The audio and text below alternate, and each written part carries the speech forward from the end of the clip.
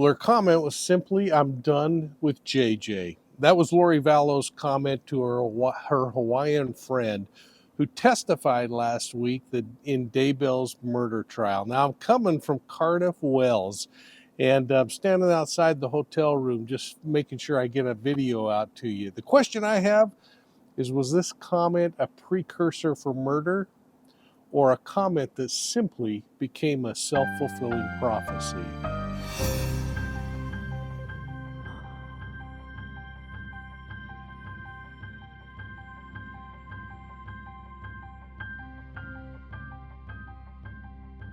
Hey everybody, welcome to Profiling Evil in this new week in the Lori Vallow Daybell murder trial up in Boise, Idaho.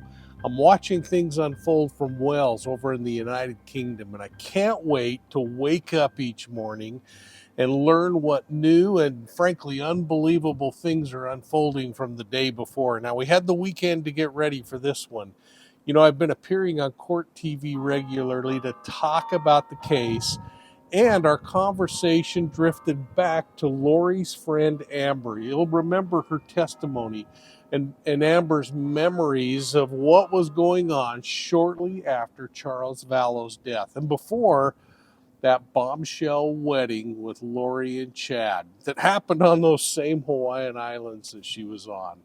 Now, I joined the producer of Netflix's Sins of Our Mother and a senior reporter from the Daily Mail to talk about the case. One question that Vinnie Politan posed to me was why Lori would keep this charade going with JJ gone. And I felt then, and I still feel today, that this thing was all about the money. Now, she could call it religion. She can say it was from castings that proved that JJ was a dark spirit.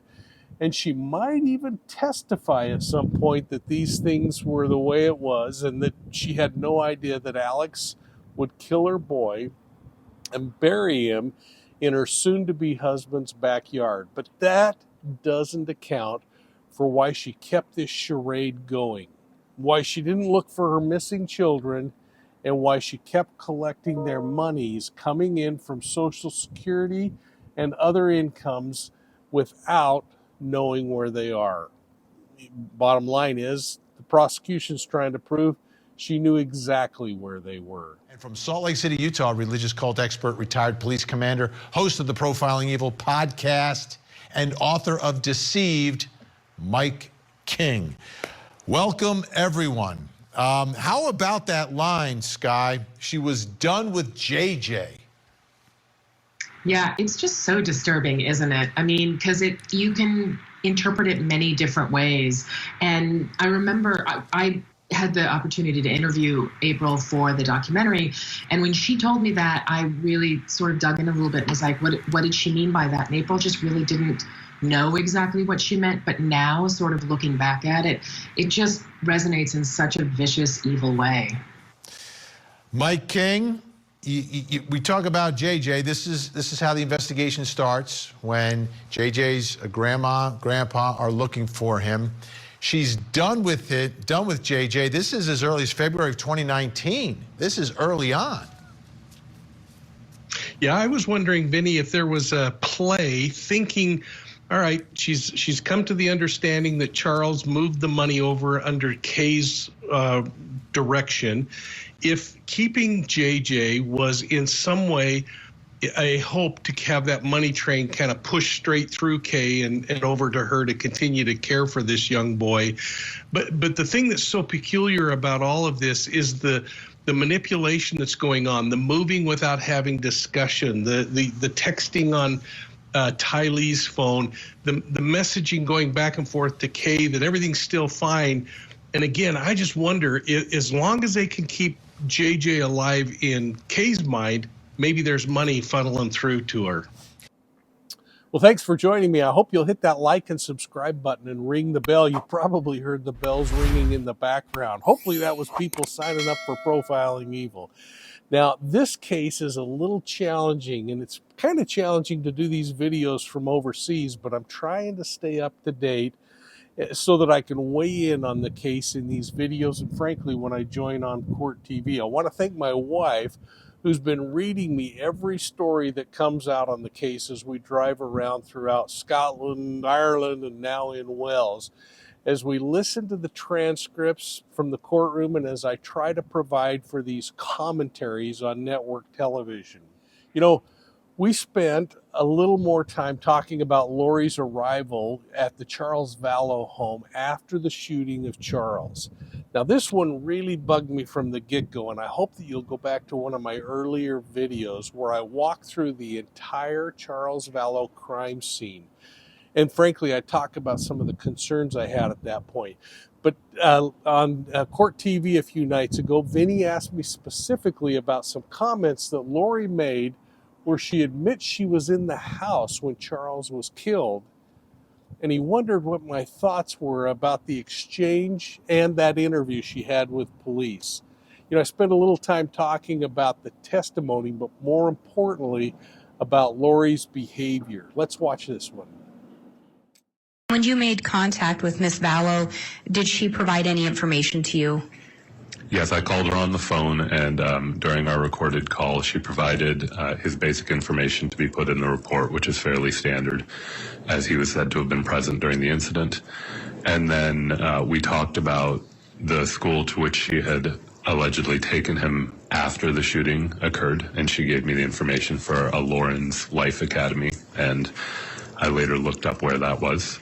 And she also told me that between leaving the scene of the shooting and going to Lawrence Life Academy, she had gone to a Burger King to get JJ food. Are you aware of what time the initial 911 call was placed regarding that shooting?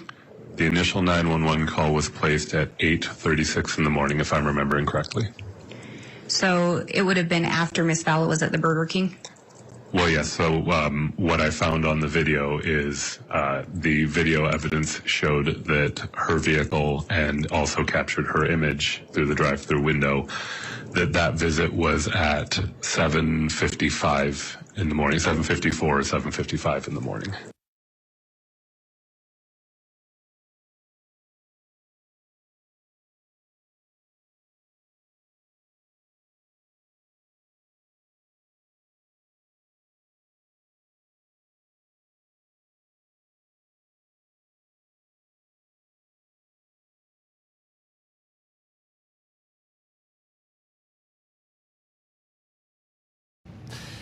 Mike King, let's take a listen to Lori in her Chandler police interview about this.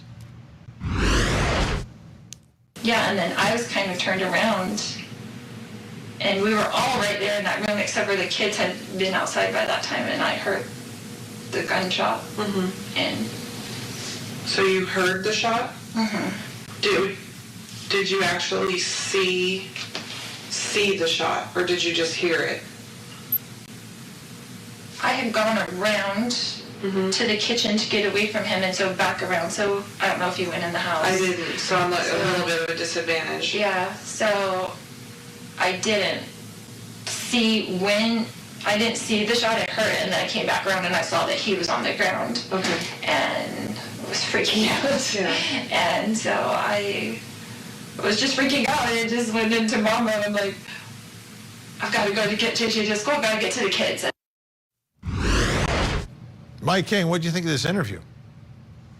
You know, I've been troubled, and we've talked about this before, Vinny, about the fact that there's some really nice pieces of evidence in this thing, but the behavioral evidence is what is so compelling to me, and the thing that I think hopefully somehow will get across to the jury, and that is, here she's talking, and the way she's describing that, going into the kitchen, toward the bar area in the kitchen and the sink, and then coming out when she makes that motion with her hand to the right. If you've looked at that floor plan, she would have had to have gone through that double wide entry door into the kitchen area and then come back, which means she has to walk past Charles and his body laying there to go outside. And there's no stop of, Alex, are you okay? There's no saying, I checked his pulse.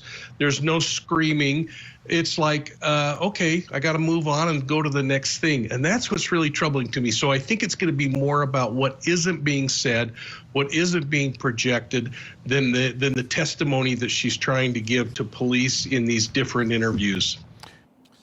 Well, our conversation then gravitated toward the 911 call that Alex Cox made after he shot Charles Vallow. I just want to remind you that Lori had Charles' phone. Having taken it from him, in her opinion, before the shots rang out because she wanted to see what was on the phone. Well, nobody's talking about this one, but I think it speaks volumes behaviorally about a part of the evidence that I hope the prosecution will bring out loud and clear. The question, why on earth did she take his phone? Now, she says it was because she wanted to look at it to get information, perhaps that he was having an affair. She wanted to look into it, and that was escalating the argument that led to the shooting. Well, I'd pose another theory, a theory worth, I think, the jury hearing. Perhaps Lori took that phone as an orchestrated plan to remove any chance that Charles could reach out for help, his final lifeline. You know, something like sending a dying text. We've seen this happen in other crime cases, haven't we? Now, with his lifeline taken away, he couldn't do that. And in an interesting twist, I think Lori could have also been charged with another felony crime that deals with taking a communication device, a mobile device, during a domestic violence incident, and especially since that DV incident happened in front of children. That would have been another felony to add to the pile of crimes that she's already facing, in my opinion. But let's get back to the concerns about the phone.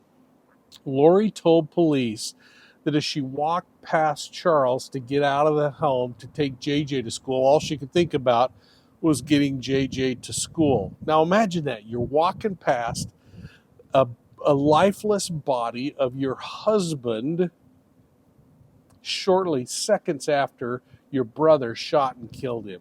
Now, I can accept a mother's instinct to get out of the house and maybe even to get to JJ's defense and get him out of the crime scene.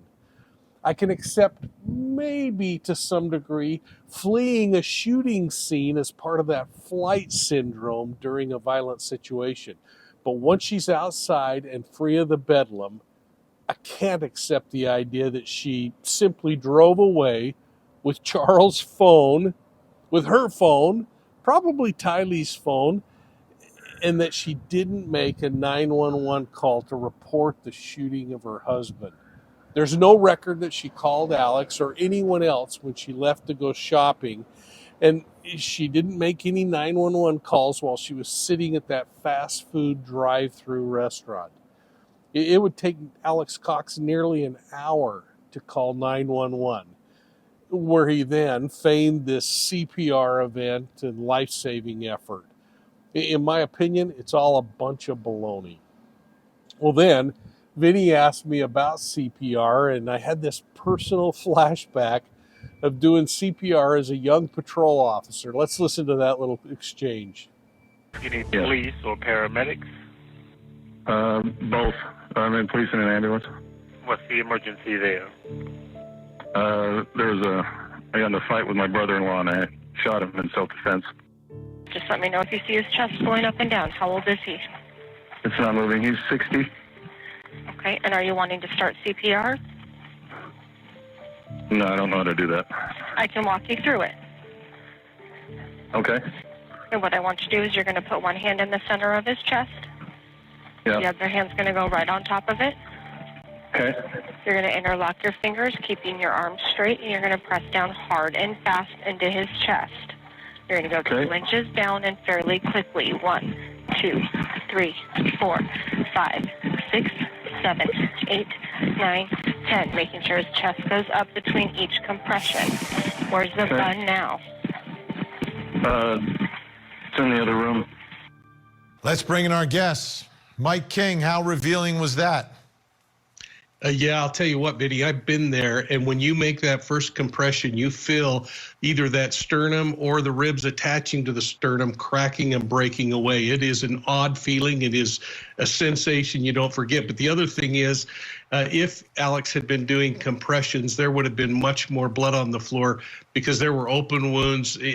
Once that heart stops beating, blood's not going to ooze from the body. The only way it is going to ooze is by forcing it out through the compressions. So right from the get-go, that looked like a really bad deal going on, because as soon as we looked at those first images that came out when this case broke, it was clear he is not doing those kinds of things. And frankly, his behavior when he's on the phone and that nonchalant, I don't know, maybe I'll get to it. Unreal. Well, we've listened to testimony about JJ's death, Tylee's death, Charles Vallow's murder, and now we're getting the lowdown on Tammy Daybell's death. This isn't looking good for Lori. I don't think it's a slam dunk case yet, though. The prosecution has to tie everything together to show how Lori Vallow Daybell was conspiring against others, including Alex Cox and allegedly Chad Daybell, to kill them all. Sorry for all the noise in the background, but hey, we're coming live from Wales, Cardiff out in Wales, in the United Kingdom there. I think the prosecution's going to get the job done on this one, though. But they have to be really careful how they play the religion card and when to play it and introduce it into the mix. I've said it before, but personally, I think that religion needs to come in during the sentencing phase, not during this phase when you're proving the elements of murder.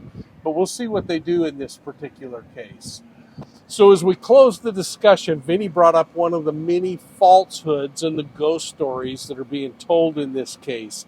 And it had to do with Chad and Lori saying that an angel married them together. Well, my experience is that this has been that these globally predominant religions in any area where a cult's discovered seem to be the focus of these kinds of cases. It's usually unfairly associated with the bizarre doctrine of the cult. Now, this case is no exception, in my opinion. And we can talk about that more on a live if you want to bring up the question sometime. But for now, let's just listen to that short exchange I had with Vinny over religion. Mike King, we only have about 20 seconds here. Again, they're in love, they're sealed, and they both have spouses. Yeah, and I think that's really important because I've done a little research on that, and it was in Lori's mind that they were had this marriage that happened. They said some heavenly beings showed up and did this.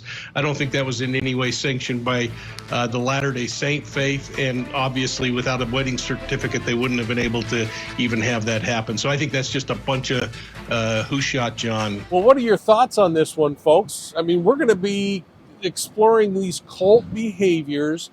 And as we do so, we're going to try to make sense of what's going on. I hope you've been catching my Chad and Lori Daybell story map. And I want to just jump into that for a second just to remind you of it. Hey folks, it's Mike from Profiling Evil, and I want to just take a quick minute to remind you about the Chad and Lori Daybell story map. You can find it at profilingevil.com under story maps, and I hope you'll go over and visit it. It gives you a chance to go through and kind of explore this case from beginning to end. Has all kinds of information about those first hearings, about what happened. But then I think one of the things that's pretty dang cool is it goes in and it talks about them individually. Not only has an overview, but it has a way to check out more about Lori, her former husbands, where she lived, Chad and his former wife, Tammy, and the circumstances leading up to her death. You can learn more about what light and dark is, according to them, and actually hear Chad speaking at one of those Preparing a People conferences. You can go into other family members like Stacy Cope, Joseph Ryan, Charles Vallow, Alex Cox, JJ and Tylee. You can look at the court processes, and you can get a little more information about Profiling Evil. So again, I hope you'll go back and check that out. Now let's get back to the program. And again, can't stop the garbage from being dumped or life from going on here in Wales, but I want to thank you for joining me here at Profiling Evil. Make sure that you hit that like and subscribe button so that you don't miss any of our upcoming videos. And please, consider joining our channel memberships. My favorite is the Academy level, where you get a whole lot more for just a little bit more. And your donation really helps us try to provide these quality content videos. Hey, please check us out on Facebook, Instagram, Twitter, and of course here on YouTube. And remember that you can find Profiling Evil on your favorite podcast platform. And thanks again, folks. We'll see you soon at the next crime scene.